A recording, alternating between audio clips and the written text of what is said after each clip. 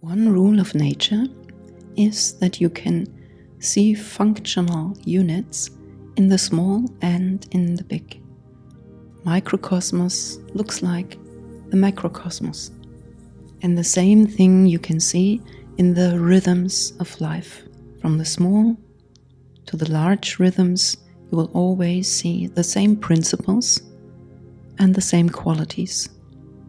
As a day has light and darkness, active parts and passive parts, the same thing you can see in your heartbeat, contraction and relaxation, and the same rhythm occurs there. And exactly the same rhythm you can observe in your breath. Your breath is active in inhalation, your diaphragm contracts. It is the sympathicus of our autonomous nervous system giving that trigger. And when we breathe out, the diaphragm relaxes. It is passive exhalation. It is the parasympathetic properties that help us to exhale. Inhalation, day, exhalation, night. Inhalation, action, exhalation, recovery. And so, with only a little bit of modulation of your normal breathing processes, you can enhance the one or the other side.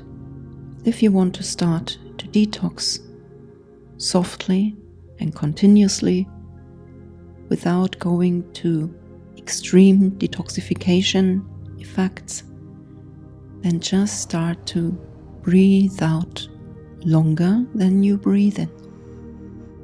Emphasize the night. Emphasize the healing and rejuvenation properties, the detoxification properties of your breath. Simple 2-to-1 breathing, exhalation twice as long as inhalation, has wonderful detoxification properties, wonderful calming down properties, and is a very healthy way to breathe. Don't worry, you won't fall asleep. You will just become more calm and more centered, more resilient. Enjoy the first step towards continuous detoxification and start to breathe out longer. Thank you for listening.